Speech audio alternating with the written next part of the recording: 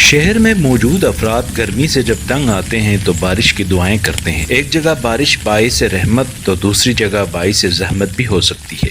بلند و بالا پہاڑوں پر جب برف پگھلتی ہے یا زیادہ بارش ہوتی ہے تو شروع میں تھوڑا سا پانی جب پہاڑی دروں میں نیچے کی طرف آتا ہے تو زمین بھیگنے کی وجہ سے پتھر بھی اپنی جگہ چھوڑنے لگتے ہیں۔ شروع میں یہ پتھر چھوٹے ہوتے ہیں لیکن پتھروں کے ساتھ ٹکراتے اور انہیں دھکیلتے ہوئے بڑے پتھروں کو بھی حرکت کرنے پر مجبور کرتے ہیں، جس کی وجہ سے پتھر، پانی اور مٹی مل کر سیلاب کی شکل میں خوفزدہ گڑگڑاہٹ کے ساتھ نیچے کی طرف بہنا شروع کر دیتے ہیں۔ اس میں موجود پتھر بڑے بڑے کمروں سے بھی بڑے ہو سکتے ہیں اور جو بھی اس کی زد میں آتا ہے تباہ و برباد ہو جاتا ہے۔ یہ سیلابی ریلا مٹ کی شکل میں بڑی طاقت سے بلندی سے نیچے کی طرف آتا ہے تو اس کے نیچے درخت، فصلیں اور کھیت، آبادی، جو بھی چیز آ جاتی ہے اسے رونگتا ہوا آگے بڑھتا ہے، جس سے زمینیں اور کھیت بھی نہ صرف تباہ ہو جاتی ہیں بلکہ اس جگہ کو دوبارہ قابل کاشت یا قابل رہائش بنانا ناممکن ہو جاتا ہے۔ پاکستان کے آخر میں موجود پسماندہ گاؤں تیستے میں 5 جولائی کی شام 7 بجے سیلابی ریلے کی وجہ سے بڑے پیمانے پر تباہی ہوئی۔ یہ سیلابی ریلا درختوں کو کاٹتے ہوئے آبادی تک آ پہنچا۔ چوتھنگ کے مقام پر واٹر ٹینکی جس کا سائز 40 بائی 40 تھا وہ بھی سیلاب کے زیر اثر آ کر دب گئی۔ اس سیلابی ریلے نے تیستے گاؤں میں پہنچ کر تباہی مچا دی اور 150 کنال کے قریب زمینوں، کھیتوں اور فصلوں کو تباہ و برباد کر دیا۔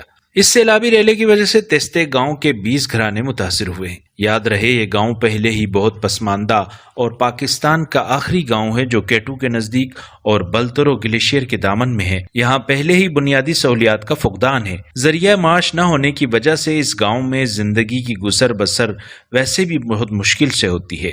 تیستے گاؤں میں متاثر ہونے والے افراد میں ذوالفقار، باقر، عمران، علی، شبیر، علیشہ، عالم اور بیوہ خاتون سمیت بے شمار لوگ شامل ہیں۔ اس کے ساتھ ساتھ کشمل کے مقام پر بھی سیلابی ریلے نے گاؤں میں تباہی مچا دی ہے اور گھروں کا نقصان بھی ہوا ہے۔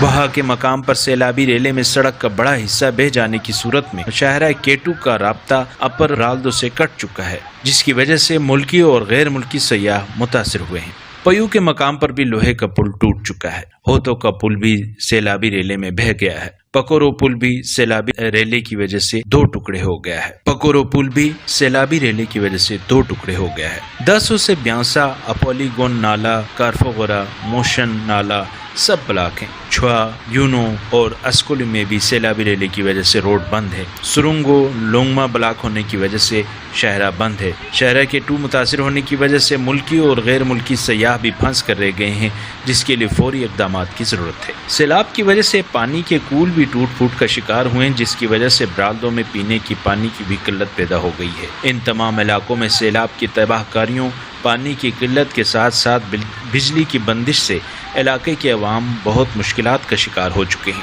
اس لیے حکومت اور متعلقہ اداروں سے گزارش ہے کہ خصوصاً برالدو کے ان علاقوں میں ایمرجنسی نافذ کر کے لوگوں کی مشکلات حل کی جائیں۔ شاہراہ کیٹو، پانی، بجلی سب کو ہنگامی بنیادوں پر بحال کیا جائے۔ جن افراد کے گھر، کھیت تباہ و برباد ہوئے ہیں اور مالی نقصان ہوا ہے ان کے لیے خصوصی فنڈز مختص کیے جائیں اور ان غریب لوگوں کی امداد کی جائے۔ خاص طور پر پاکستان کے آخری گاؤں تیستے میں تقریباً 150 کنال اراضی اور فصلیں جو تباہ ہو گئی ہیں ان کے لیے فوراً امدادی پیکج دیا جائے تاکہ اس ہنگامی حالت میں ان غریب گھرانوں کی مدد ہو سکے۔